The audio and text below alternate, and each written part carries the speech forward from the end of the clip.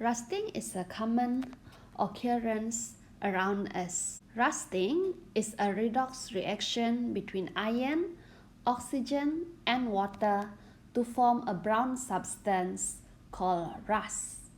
Rust is actually an iron oxide.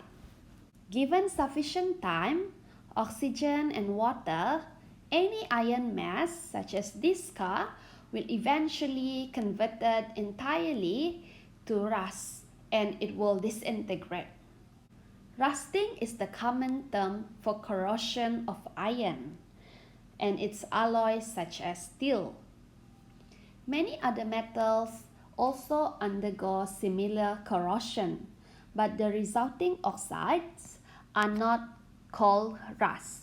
So, rusting only refers to corrosion of iron, while corrosion refers to other metals. Corrosion of metal is a redox reaction in which a metal undergo oxidation by losing electron to form metal ion.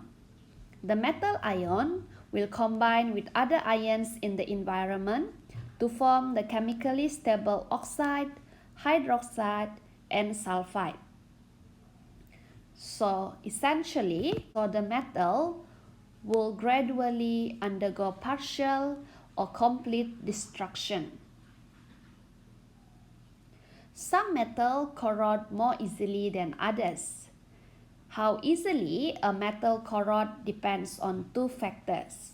One is electropositivity of metal, and second is nature of corrosion product.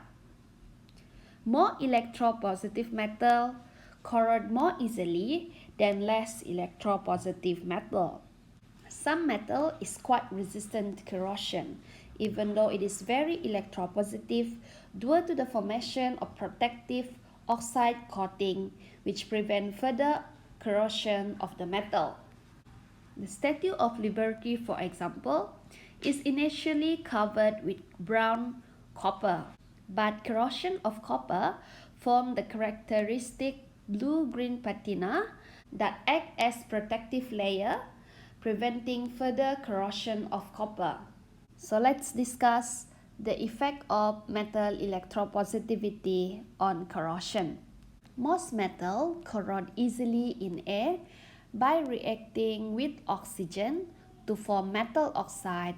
Very electropositive metals such as sodium and potassium are kept in paraffin oil to prevent oxidation.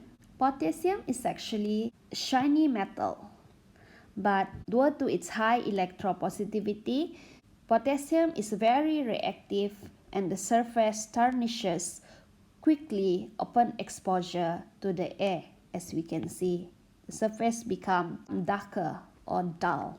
Magnesium, aluminum, and zinc that are more electropositive than iron is more likely to undergo corrosion than iron. While some metals that are less electropositive do not corrode easily. Gold and platinum, for example, are resistant to oxidation and will not corrode. For example, the mask of King Tutankhamun of ancient Egypt was buried in his tomb for more than 3,000 years. And to this day, this mask does not corrode as gold is unreactive. To study metal corrosion dependence on electropositivity of metal. There are 4 different metals in 4 different test tubes, and which of the metal will be the slowest to corrode? The metal are magnesium, copper, zinc, and tin.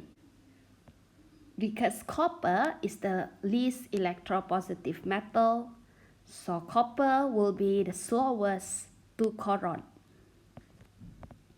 So the answer is B. Next, let's discuss the nature of corrosion product. When metal corrode, it will form oxide coating, and the oxide coating around it can be protective or non-protective.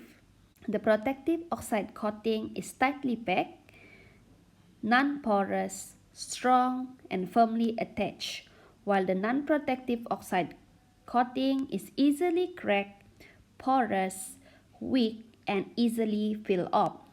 Because of the protective oxide coating, air and water cannot penetrate the oxide coating, so there will be no further corrosion.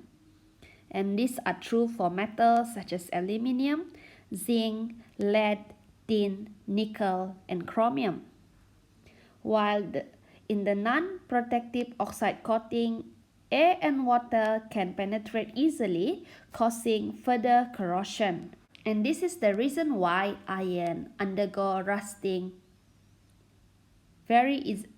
Rusting is the corrosion of iron. Rusting of iron is the most common corrosion of metal around us. For iron to rust, oxygen and water must be present. Iron will undergo oxidation and oxygen will undergo reduction, so that iron will act as reducing agent and oxygen will act as oxidizing agent. Consider a drop of water on iron surface. The center of a drop of water is the area in the metal surface where there is a lack of dissolved oxygen. The area will act as negative terminal or anode where the iron will undergo oxidation. The site of the water droplet is the area in the metal surface where it is rich in dissolved oxygen. This area will act as the positive terminal or cathode, whereby oxygen will undergo reduction. So let's start by drawing a drop of water on the iron surface. So this is the iron and the metal undergo corrosion, and this is a drop of water on the iron surface.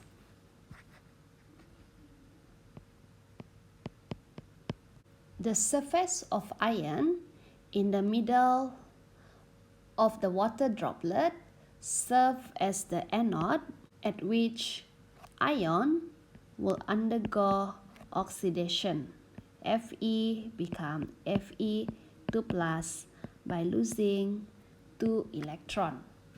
The iron surface at the sides of the water droplet are rich in dissolved oxygen and will serve as the cathode where oxygen will undergo reduction.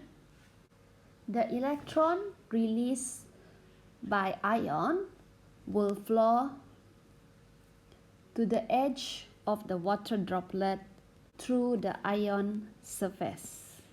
Oxygen will accept the electron in the presence of water and reduce to hydroxide ion. To balance this equation, we put coefficient 2 in front of oxygen. So on the reactant, there are 4 oxygen and 4 hydrogen. So we put 4 coefficient in front of hydroxide to balance the atom.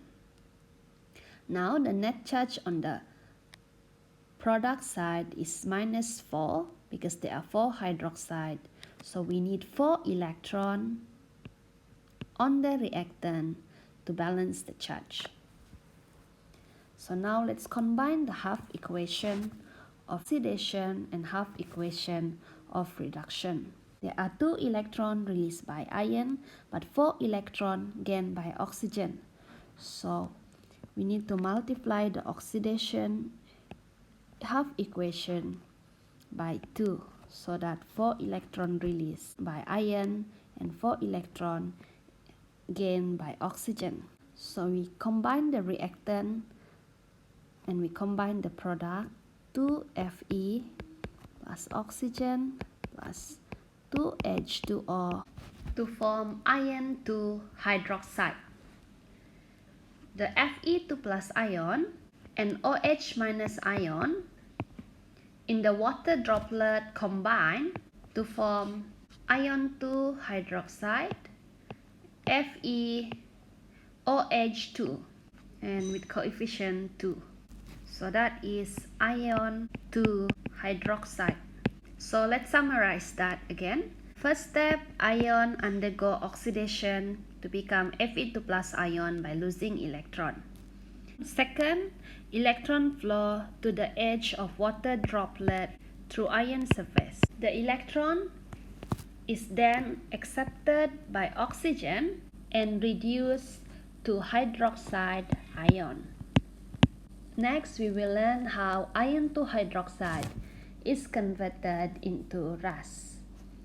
So first, the iron 2 hydroxide will undergo further oxidation to iron 3 hydroxide by oxygen as the oxidizing agent. This iron 3 hydroxide will then decompose to form hydrated iron 3 oxide, Fe3 plus O2 minus Fe2O3, and hydrated means the oxide contain water, and the water can be any number, so we put X in front of water. The variable number of water attached to iron 3 oxide, giving us various shades of brown and orange. So this hydrated iron 3 oxide is what we commonly call rust. So we can write the overall rusting equation. Ion react with oxygen in the presence of water to form hydrated iron 3 oxide. So to balance this equation, first we will not count the oxygen on the water and we will balance the water molecule separately. So in iron 3 oxide, there are 3 oxygen and 2 oxygen in the reactant. So the common factor of 2 and 3 is 6. So we put coefficient 3 in front of oxygen and coefficient 2 in front of iron 3 oxide, so that in both cases oxygen is 6. So 2 times 2, ion become 4. So we put coefficient 4 in front of Fe, and to balance the water, 2x in front of H2O. So that is the overall equation for the rusting of iron. If we can go back to the previous diagram, we will draw the rust that is formed. This rust is Fe2O3 hydrated iron 3 oxide. So let's try an example. 4 marks. So half equation in negative terminal and positive terminal, and the type of reaction at positive terminal. So at the negative terminal, ion undergo oxidation. Fe become Fe2 plus by releasing 2 electrons, and the electron will flow to the edge of the water and accepted by oxygen, so that oxygen in the presence of water will accept the electron to become hydroxide ion. So the process on the positive terminal is reduction. In the presence of acids and salt, rusting occurs faster because acid and salt increase the electrical conductivity of water, making water a better electrolyte. For example, iron structures such as bridges, fences, and cars at coastal areas rust faster due to the presence of salt in sea breeze. An iron structure in industrial area rusts quickly as this area have air polluted with acidic gas such as sulfur dioxide and nitrogen dioxide. The rate of iron rusting is also increased when iron is in contact with a less electropositive metal such as copper, lead, or tin. However, when iron is in contact with more electropositive metal such as magnesium, aluminium, and zinc, the rusting of iron will be prevented, or iron will not rust. This is because a more electropositive metal is more likely to lose electron and so undergo oxidation and will be corroded instead of iron. On the other hand, when iron is in contact with less electropositive metal, it is more likely for iron to lose electron and undergo oxidation, and so the iron will rust. The further apart two metals in electrochemical series, the faster the more electropositive metal corrodes.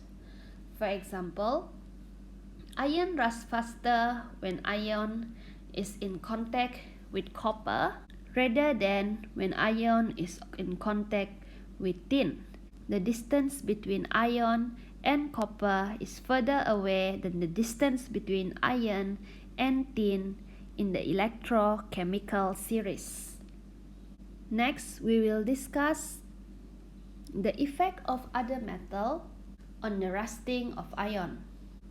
This is the typical experimental setup to study the effect of other metals on the rusting of iron. Potassium hexacyanurate solution is added to detect the presence of Fe2 plus ion, whereby in the presence of Fe2 plus ion, dark blue coloration will be formed. And phenolphthalein indicator is added to detect the presence of hydroxide ion, whereby pink coloration will be produced. In all of the experiment, pink coloration are observed because metal corrosion occur and oxygen act as the oxidizing agent, so that oxygen will undergo reduction in the presence of water by accepting electron to form hydroxide ion. There are no dark blue coloration when more electropositive metals such as magnesium and zinc is in contact with iron. So that when there is no dark blue coloration, ion do not rust because Mg and zinc are more electropositive than iron. When ion is in contact with less electropositive metals such as Cu and tin, we can observe high dark blue coloration, indicating that ion rusts quickly because copper and tin is less electropositive than iron. Let's apply what we have learned on this example, which is a 2019 trial question. Based on this observation, we will try to arrange ion X and Y in increasing order of electropositivity. So when ion is in contact with X, ion did not rust. When ion did not rust, X is more electropositive than ion. However, when ion is in contact with metal Y, ion rusts. So when ion rusts, ion is more electropositive than Y. So the answer is B. So let's summarize what we learned for rusting of iron. Rate of rusting increase in the presence of strong electrolytes such as salt and acid. Salt and acid increase electrical conductivity of water, making it a better electrolyte, and rusting can occur easily. And rusting can also be increased when iron is in contact with a less electropositive metal. When iron is in contact with more electropositive metal, the more electropositive metal will undergo corrosion so that rusting of iron is prevented. When iron is in contact with less electropositive metal, rusting of iron is speeded up. And the further the distance between iron and the less electropositive metal in ECS, the higher the rate of rusting.